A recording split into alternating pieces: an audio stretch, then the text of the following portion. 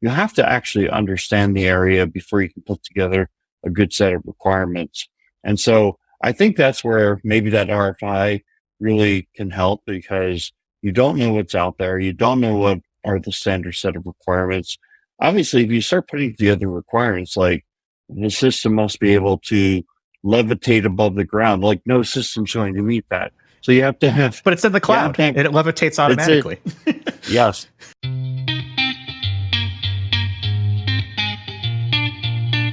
This is Identity at the Center. If it has anything to do with IAM, this is the go-to podcast. Now your hosts, Jim McDonald and Jeff Stedman.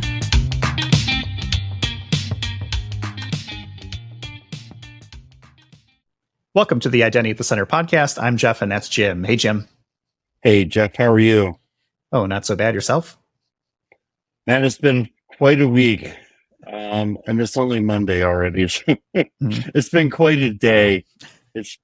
I'm on mountain time, so part of my challenge right off the bat is that 6 a.m. is 8 a.m. By the time that I get everything together, it's like 7 a.m. and the world is like full speed, and I'm not ready. Well, here's a pro tip for consulting. Don't live in the West Coast because everything's going to be done at Eastern time. Or just embrace the early life and the early release, I guess, right? People kind of disappear probably around 3 p.m., for folks on the West Coast. But yeah, that's life. Yeah, exactly. I don't think I could do it. I thought about, moving to Hawaii or something, and it would be great, but you'd have to get up so dark early, man, like 2 a.m, 3 a.m. That's not going to work for me. Well, if you're moving to Hawaii, you probably can just set your own schedule at that point. Yeah, right. You've saved up your pennies. Exactly. So you have a little bit of a different background. You must be traveling, right? You said you're traveling. I'm in Sturgis, South Dakota. And so my partner, Denise, grew up here. This is actually her family home. And, this house was built in the 60s, late 60s. And, so it's, 8-foot ceilings and everything. But it's a great home. I feel really comfortable here. And then, of course, what's going on in Sturgis, South Dakota is they have the big motorcycle rally every year. And it's pretty crazy, man. I have a motorcycle I ride, but there are motorcycle enthusiasts here who, come from all parts of the world. Most of the people come in from the United States to ride their bikes, and it's pretty crazy, man. There's like hundreds of thousands of motorcycles here. Sounds very loud. It's super loud. On top of all the rock and roll music that your heart could desire. There's a big concert, right, too, that kind of goes along with this. There's a lot of big concerts. Yeah, last night we saw someone named Elle King. Oh yeah, that's country. I know Elle. Mm-hmm. Yeah, she's like a country star. She's really good. Jelly Roll's going to be here this week. Travis Tritt was here last night. Is anybody good going to be there? Kid Rock is going to be here. I like Kid Rock. I like Jelly Roll. I like Travis Tritt. So sounds very country, but there's a lot of cover bands. Brett Michaels is going to be here, so it's a lot of it's music that would appeal to motorcycle folks, and a lot of the people I think who ride motorcycles. There's really a big age range, but there are definitely a lot of people with gray hair. It sounds like a very interesting event. Are there any electric bikes? That's what would interest me. Any e-bikes, like electric motorcycles? I haven't seen a single one. See, that interests me. The bikes I like a lot are the custom bikes where people go and they can put the handles out like this. I don't get that. That doesn't seem very comfortable. We're safe. Right. Yeah, I don't know, man. I don't have enough time riding my regular motorcycle. I don't think I could ride something like that.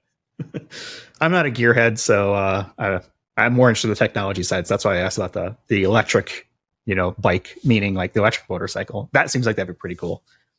Yeah, I did see a Tesla charger somewhere, and I, of course, thought of you immediately. Like Jeff be hanging out there. Well, you have to have a place to charge. What are you going to do? All right. So you're in Sturgis. You're on the road. I'm on the road like every day for this month, I feel like, except for maybe a couple. So it's made scheduling this podcast extremely challenging. So hats off to you for pulling this together. We're going to try and make this show a little bit shorter, just in the interest of time and making sure that we put something out that's quality. But I do want to give a shout out. A gentleman by the name of Ron sent in an email, or Ronald sent in a contact form to us and noticed there was a bug at our website. I've been chasing this bug for a long time. And if I was like, I thought I had it fixed. Well, now I think I have it fixed again. So if you have been using our listen page on our website, and then you would refresh, what would happen is you'd go to a 404 page, because for some reason it kept looping around to a page that no longer existed as I was doing some work on the site. I think I have fixed it again. So we'll see how it works. But shout out to Ron for noticing the bug and actually taking the time to send in a message to let us know about it. And I will cross my fingers. Hopefully it is now fixed again. My shout out to Ron is like, I discovered that bug like 6 months ago, Jeff, and I told you about it. And I thought I had it fixed. And it was my fault. Yeah, it's usually it's usually a user, right? ID 10T problem or PEBCAC, right? Something like that. So okay, well, shout out to him. Let's see what else we got. Identity Week coming up. You and I are going to be there. We're starting to figure out what that plan is going to look like. I'll be hosting sort of a hour-long panel talk, question and answer type thing for the future of identity and access management. So you'll see that session is now up on the Identity Week America agenda. So hopefully people will come out and check that out.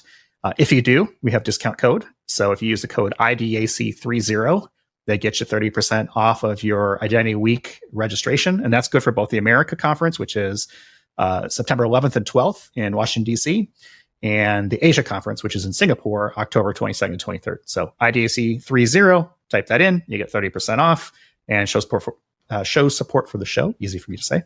And appreciate that. Same thing for the Authenticate Conference. That's coming up also October. It's going to be a very busy couple months for you and I, Jim. October 14th through 16th in Carlsbad, California. Love it. Great spot. IDAC 15. You get 15% off of your Authenticate registration. So we will be there. We originally were going to record a session with Andrew Shikiar. He had some travel things pop up over the weekend. So if you saw his notes on LinkedIn, I was like, that might be a problem for us. But we're going to have him back on here in the next couple of weeks and get something out to kind of talk about the next Authenticate conference in a little more detail with him. So with that business out of the way, I think the other thing we want to take today was we got a really good question from a listener. And we're basically going to take this entire talk, the rest of the time we have, to talk about that one question and maybe get into a little bit more detail, but try to keep it sort of on rails for us. So that's where we're at. Anything else you want to get before we get to our question? No, I was just thinking of something that with all the travel nightmares going on, just, third wall or fourth wall. Anyway, fourth wall. There's a hurricane moving through the southeast as we speak right now. Mm-hmm. It's getting very close to Augusta, Georgia, which is my other home away from. No, that's my name. That's where I live now. So yeah, we're right on the edge. Like I looked at the path today, and it's like you're just outside of it, and I'm just outside of it. Nashville. We're kind of like 2 hours apart from that same side. Yeah. So depending on the trajectory, we could either totally miss it, totally get hit, or somewhere in between. Yeah, and I've been lucky for the past few years where I haven't gotten hit by one. But the forecast, I haven't been watching it all day. It's been one of those days. But I think at one point it was like we're in the dead-on center path. Yeah. Well, hopefully we'll see. I mean, I'm flying out to New York tomorrow night, so this is. Let's see, what's today? Today is Monday, the 5th. And so I'm flying out Tuesday, the 6th to, where am I going? Minneapolis. And so as long as my flight leaves on time, I don't care at that point. Then you're happy. And then I'm happy. You to get there first, though. Yeah, got that for a couple days and then headed to Dallas for this weekend for some fun personal time with friends. And then, back to reality Monday or Tuesday next week. So kind of all over the place this week, but let's get to our question. How about that? Yeah. Okay. This came from Alfred, from Canada. It doesn't specify where, just Canada. So Canada at large. I'm about to issue an RFP for an IAM system. What are some tips or tricks to make sure it goes smoothly? I love and hate this question. Let me start first. I'll say I like it because I think this is an opportunity to maybe help people out there figure out how to do a good RFP, especially from the customer side. And I've been on the customer side, so I kind of know how it works. Now I'm on typically the respondent side, right? The vendor side, whether it's implementation or advisory services or whatever it may be. And so on that side, I am really not a fan of RFPs because I feel like they are a lot of work for very minimal value. Because here's the secret. Every RFP answer you're going to get is going to say yes in some way, shape, or form.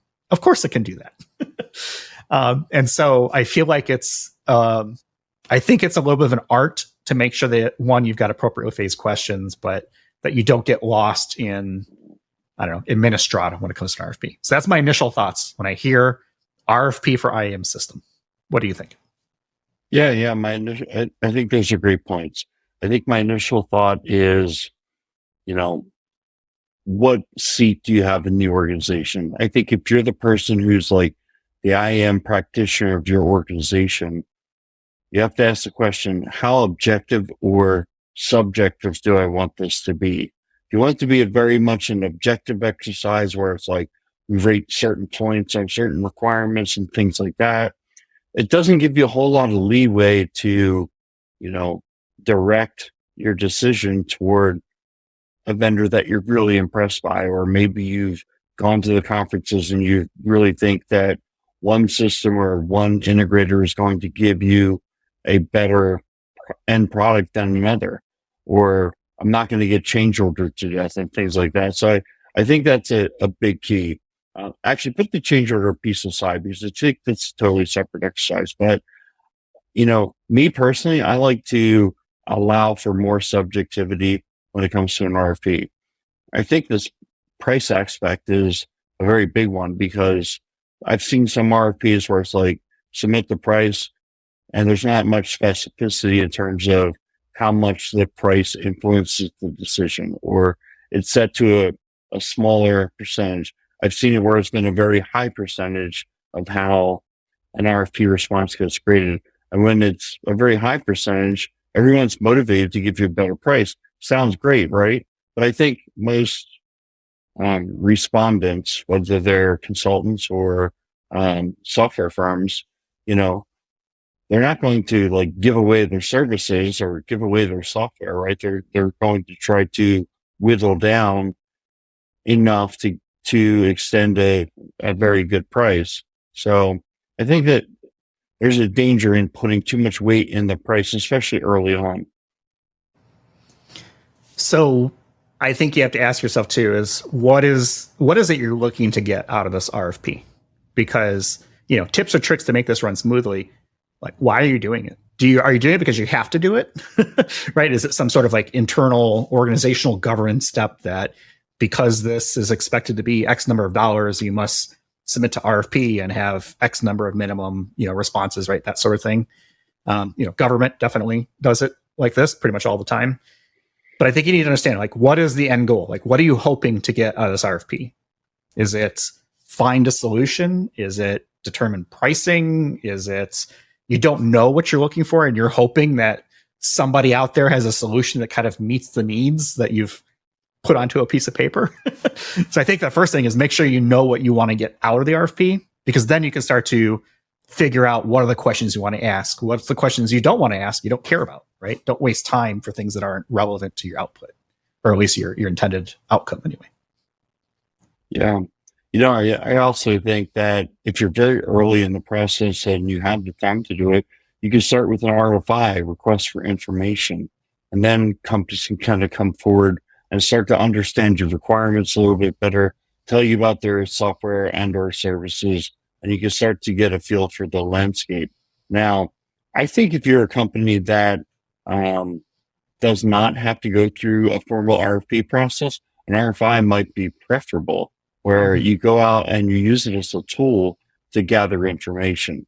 The RFP then gives you kind of a structured process for selecting a final bidder, if you will. And that's the part where I usually see the hang up, where it's like, if you're not setting up your RFP in a strategic way and getting pricing set in such a, or using pricing in such a way that it doesn't become something where it's like, okay, we're going to kind of narrowly meet your requirements, but very narrowly, just so we can get the lowest price so that we make the finalist list.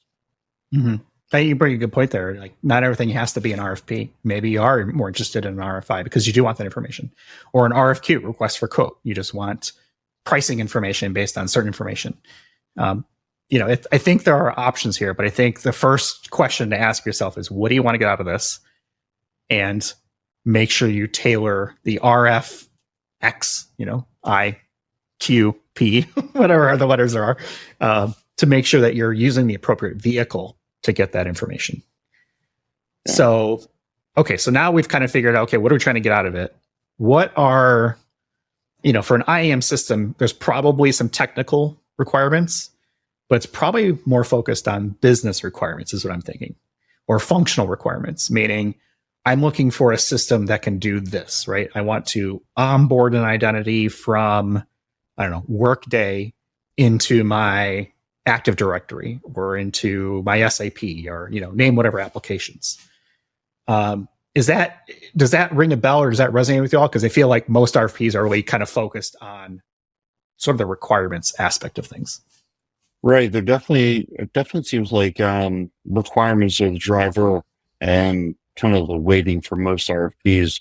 I think a good process for gathering, documenting those requirements is, the activity of going through developing a strategy. So if you have a strategy, and say for IAM, we're talking about a single sign-on system.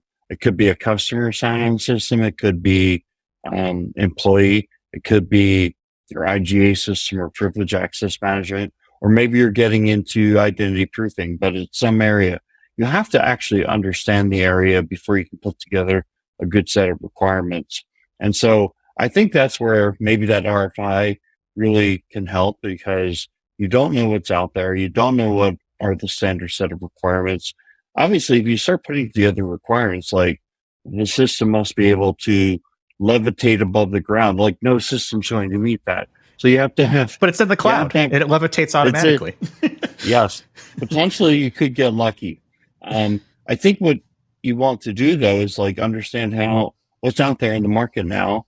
Now, I'm not saying you should build your requirements to steer your RFP one way or the other, but you have to actually know, like, say you're interested in ITDR, like, what are the use cases that are solved by ITDR? And I think when you go and you research ITDR, you're going to find that the set of use cases that different vendors provide can be quite different. I think when you look at access management for customer identity and access management, you're going to find that most use cases are very similar. Similar, but different. Because there's always some weird wrinkle that's like, okay, well, we want a customer identity and access management platform that does everything a IAM platform does, and we also want to do this other really weird custom thing. It could definitely be the custom thing, or it could even be just like what the approach is. I remember with customer identity and access management, Okta used to go up against Auth0. Now they're the same company, but Okta's focus was a tool focus for, I think, like the engineering community. You can get into the system and configure it using the UI. Auth0 was very much focused on the developer community. So it would give you a lot of code samples and ways to integrate it with it using APIs. And so you see those two systems, basic functionality was very similar, but the approach to integrating and operating those tools was very different. And you may have a comfort level with one over the other. Yeah, that's true. I think that's, again, probably one of the good requirements is, do you need things like APIs and other sort of dev-friendly tools, or are you looking for something that is configurable right out of the box, theoretically, and try to stay within that? Sometimes with RFPs, you find that it's just like a grab bag of every requirement out there. And I think that's a very immature way to approach it, because, having every feature, like if you went and you bought your Tesla and you got every feature under the sun, every feature that was available to it, but you didn't even know that you had those features or how to access them, and you didn't have any reason to use them, what good would they do? You just be spending money for something that you didn't need. Mm-hmm. And I think that sometimes from a practitioner's perspective, I don't know all of what I need, so I'm going to ask for everything. I think that ought to trigger the thought that, well, maybe I need to put more thought or research into this rather than just keep things in. I know we're all dealing with deadlines and things like that, but I guess the end summary from my perspective is that you really need to know what you're asking for. Yeah, that's a really good point, because if you don't know what you're asking for, you're going to get blinded or distracted by something shiny or something that is really not, something that you even care about from a capability standpoint. I think, like, I've been on this soapbox about AI for the last couple of years, and I'm on record, right? I love AI. I think it's awesome. But there's a lot of companies that get distracted, like, oh, we can do AI this, and that they're still like haven't gotten the basics down. You really can't do some things until you do the basics well. And this is an area where you want to be very careful that you don't get distracted, especially for an area or a subject matter that you're not really an expert in. If you haven't taken the time to build up expertise, I would say go find someone who is to help you with that. Because I said at the very beginning, every vendor is going to say, yes, we can do that, and then twist the answer so it makes it sound like their yes meets your need.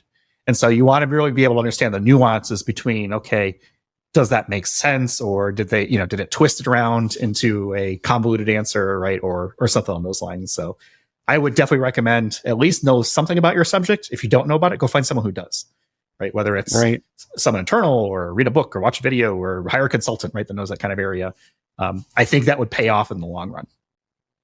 Yeah, as we've been having this conversation, I've also thought about the positive aspect of an RFP. So I generally don't like RFPs. I kind of tend toward what you said earlier, but I just put on the cap of trying to be positive. One thing that we've seen over time is that people want to take the top leaders in the Magic Quadrant. I'm picking on the Magic Quadrant because so many people rely on it. But they say that the space is just the leaders. I think by putting an RFP out, you may get a response that surprises you from a vendor that maybe you're not familiar with, or maybe a service provider that you haven't done business with in the past comes along and just like, wow, they actually have their stuff together and they have a solution that's a better fit, and they understand my industry better than maybe the incumbents or the leaders in the space. And I think one thing that, I'm not saying it's the case now, but I think has traditionally happened over time in this space, is that sometimes the leaders, they get, I don't know if lazy is the right word, that sounds very negative, but they get so big that they don't innovate as fast. And you have these up and comers that are innovating like crazy. And I mean, you've seen it with some of our sponsor spotlight episodes where some of these up and coming vendors are coming out with features that nobody else has. And I'm thinking of, the security with that feature around, you can kind of like point and click on a cloud application to kind of train its AI on how to run an access certification. It's like, that's innovative, man. I haven't seen that anywhere else. So I think, looking down market sometimes can be you can be forced to do that by RFPs. But I also think if you make your RFPs so difficult to respond to, it's going to turn those vendors off from even trying. Yeah, please, if you're putting an RFP out there, make it reasonable. And there's people who spend a lot of time in these. I feel like I do 1 to 2 of these per month, it seems like. And a lot of them ask similar or same questions. So that's, kind of whatever. But that idea that you mentioned about down market, I think is a really interesting one, because there are a lot of good products that are not yet Gartner Magic Quadrant, right? They just started out. Of course, they're not up in the upper right yet because they don't have any market share. They don't have customers, et cetera. So there are some really good products there. They're also hungry for customers. So you may get better pricing or better terms on a contract, or maybe even influence the direction of the product to some degree. So it's definitely worth, really kind of shaking the bushes a little bit and seeing what's out there before you just say, okay, well, we know it's going to be, this solution, or this is the type of IAM system we're looking for, and we know about the big two or big three in the industry. We'll just send it to them. And, you end up with just those, and that's how it kind of self-feeds stuff, right? They keep getting bigger and bigger, and it becomes harder for the smaller, more innovative companies to do it on their own, and then eventually they get bought out by somebody and become part of the board of the bigger company. Yeah, absolutely. Another thing I would recommend doing, and some like biggest stating the obvious, is combining software and services into a single RFP. And the reason I think to do that is it's a time saver. I don't think you'd want to go out and select technology and then say, oh, how are we going to implement this now? And have to either go to another RFP, or, if you have to do RFPs, I guess that's what you would do. Or if your plan is to just go with the software vendor's resources, I don't generally find that that's the optimal way to go about implementing, commercial self or software as a service products. Yeah, there's very few software vendors that really want to stick around for a long-term implementation. They might help you out with a first phase or kind of getting up and running, but that's not their business model. They don't really want to be in that mode of, okay, we know we're deploying an IAM system. It's going to be a 3-year program, and we're expecting to introduce a whole bunch of different capabilities. Generally speaking, the software vendors are not in that. That's where partners come in, implementation partners, et cetera. And that's where you definitely want to make sure that you've got the right implementation partner, because I feel like that's one of the most important decisions you can make. Is you can have the best product in the world, but if you have a terrible integration partner, you're going to have a bad experience with that. That's it. You can also have a product that is considered maybe not as capable, and if you have a really good partner that really understands the tool and is innovative in the way they use it, you can have a great experience, better than if you had bought the quote leader right in the space. So there's a lot of calculus that kind of comes into this. Absolutely. Yeah. And I think this whole model of like one throat to choke, I think that there's just as many tiers that get associated with that idea as there are with, we have so many vendors and things like that. I think you made a point earlier about smaller vendors sometimes going in, exceeding expectations to, and it's not just smaller vendors, but sometimes it's vendors who, get an opportunity to associate their name with yours. It doesn't have to be a small company, but just somebody who's like hungry for your business, rather than just handing the business over to the biggest name on the block. Yeah. I think it's there's options out there, I guess is probably the best way to put it. Yeah. The other thing that I find interesting sometimes in these conversations is, and this tends to come out more on the implementation side, is what is your experience, deploying this product or performing this service, whatever. And I find a lot of companies struggle, at least on the responder side, around like, okay, well, collectively, Jim, you and I have 50 years almost of experience doing IAM work. That experience doesn't go away when you and I change companies, right? We've been through Identity, Protiviti, and now we're with RSM.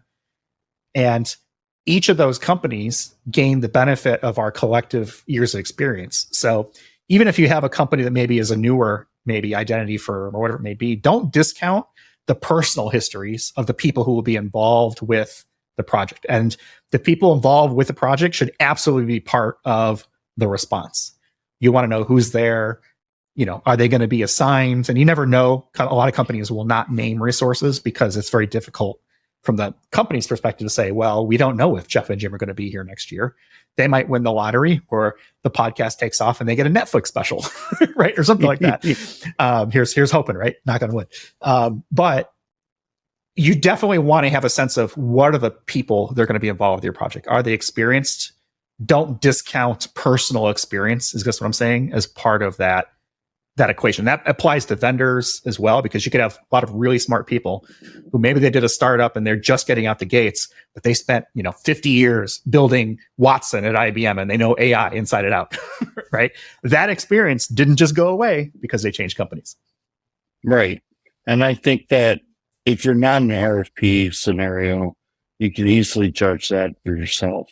If you are putting out an RFP, don't make it so objective and so tightly worded that you miss out on those kind of things. I think that's the real key, is like, don't make your RFP so difficult to respond to that you don't really get the right information. Well, not even just respond to, Jim, but also free to make a selection. I think what you said there is like key. Like, don't make an RFP that doesn't allow you to select the vendor you like because of some scoring criteria that says they're not the best, right? Or whatever it may be. Yeah, exactly. So one last note that I had was, the other thing is, don't ask for a response that's going to get you a 100-page response and you're going to get 15 responses. And now your selection team has to review 1,500 pages of documents. So in other words, don't ask for more than you care to review. Scope it. Don't ask questions you don't care about. Ask the questions you do care about. Ask for more information if you need it. I think if a company is taking time to respond to this, chances are that, of course, they want your business, right? And they need information to try and put together the best responses possible. So, if you're able to take the time to answer questions, a lot of companies might have like, okay, we're going to open up our bridge and we'll do a question and answer session now. And people can answer questions, right? Or ask questions where it may be. But yeah, I mean, I don't want to say be easy with it, but only ask the stuff you care about and try to look for reasons to say, why are we asking this question? Is this mandatory, or is this a nice to have, or is this just plain not relevant at all? And let's cut it. Right. Right. Yep. And then try to design your questions that they're not all yes or no questions where you have very objective criteria on, whoever we get the most yeses from, they're going to win the business. Whoever gives us the lowest price, they're going to get the business. Ask open-ended questions like we do on this podcast. You're going to probably learn a lot more, and you'll see if people actually give thought to your questions, or if they just went into their RFP response database and pulled a bunch of stuff out and pasted it in. That's what you get back. I mean, you did not get the A team from that respondent, and look for the one where people put time into responding. They need to really care about getting that business, and you'll get a better product from now, I bet. And just like every other industry, AI is impacting the RFP business just like anyone else. Sure. It's making it easier to write responses and to have question banks of, answers that you've previously used and things like that. So the idea of an open-ended question is very good to make sure that you're not just getting a canned response. Some things will be canned. When was your company formed? How long have you been in business? Like, that story doesn't change. Think about the questions that you want to get more of less canned responses from and ask them in a way that it is open-ended, that they can't use. Okay, well, we use this answer for this one. Let's copy paste it from there and put it here. Good enough. All right. Good luck. Agreed. Yeah, great question out of Canada. Yeah. Thanks, Alfred. And we spent 20 minutes talking about RFPs, which is generally 20 minutes more than I ever want to talk about RFPs. So Jeff, I do have a question for you about an upcoming trip of yours. Before we do that, I wanted to mention an update on my dad, or actually it's a really weird thing that happened yesterday. So I wake up to a text message from Katie that my dad is on the way to the hospital. And I left you a voicemail. So I checked my voicemail. It's a female's voice saying, this is Katie. Your dad's on the way to the hospital. I wasn't able, to get you or whatever. I'm freaking out. So I call my dad and he's fine. And then I text this person back. I'm like, I just talked to my dad and he's not, oh, sorry, I texted the wrong person. So I didn't know if it was like some kind of scam, but it was kind of nice because I talked to my dad for like a half hour. He gave me an update and we talked a lot about cybersecurity and how he doesn't answer the phone unless he knows the number and stuff like that. So he's coming along, by the way. I figured I'd give you that update. I don't think he's using a flip phone anymore. And I guess thank you to Katie for getting me to call my dad, but also no thanks for the near heart attack. Spoiler alert, it was actually your dad pretending to be Katie on a different account. He's gone beyond. He's way more advanced than he's letting on. Yeah, he's using AI. He's some kind of bot to make sure that I call him on a periodic basis. That's nefarious. That could be nefarious, but that's interesting. Well, I'm glad to hear your dad's good. Yeah. So what are you up to? You're going on a surprise 50th birthday party, and I'm wondering, what do you think of surprise parties? I don't think I've ever been a part of one before, so this is kind of my first time. It is a surprise birthday party. A bunch of us are flying into Dallas from kind of parts unknown. This is somebody that I've known for almost 30 years, 25 years. Met at Chili's in Bolingbrook way a long time ago, and we're a crew that has been very close kind of since then. And so it'd be good to, see folks that kind of came out of that. So, my friend Jeff, Jason, Chad, we're all getting together. My wife is coming with me. So we actually found someone to come and watch our dogs. My brother is actually going to fly in, watch the dogs for us for the weekend, enjoy Asheville and the Tesla, while my wife and I are in Dallas with our friends kind of hanging out for this surprise birthday party. It is being coordinated by his wife, which is, I find very cool. And so it's basically like we're meeting at a hotel to get on a party bus and then drive to their house and sort of surprise him at their house. And then we're doing some sort of like escape room thing, I think, afterwards. So by the time this show goes live, that event will have occurred. So very much looking forward to it. It's been a long time since we've kind of gotten the crew back together. So I don't know what to expect other than I'm sure he's going to be shocked if surprise holds true, because the number of people coming in is like 20 or 25, his parents, and we're flying in from all over the place, Florida, North Carolina, South Carolina, Illinois, and they're in Dallas now. And so, people taking the time to come out and do this, I think is very cool. That's really awesome. So did your wife work? Was she a chili head too? No, she did not. We met at a different restaurant because that's how I roll, moving around restaurants when I was younger. No, she was not with Chili's, but the Chili's crew was sort of like my college years.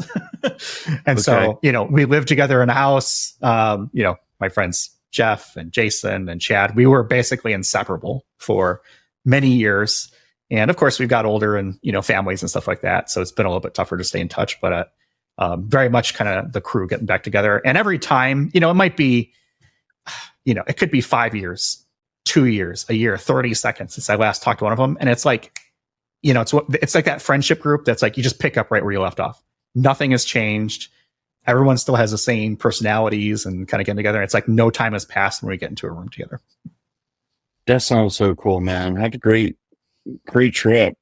Yeah, I'm looking forward to it. It's been a while since I had a vacation, or like a real vacation. So it'll be, a day or so, but it'll take a while to go on a real vacation and you go to Dallas. Well, last year I went to London. Dallas, but it's not the vacation capital of the world.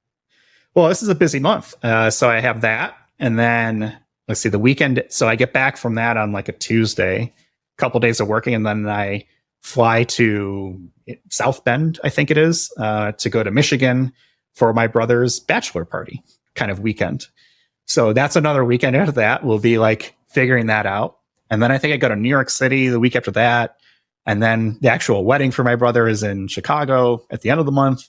So like every weekend this month, I'm basically like busy.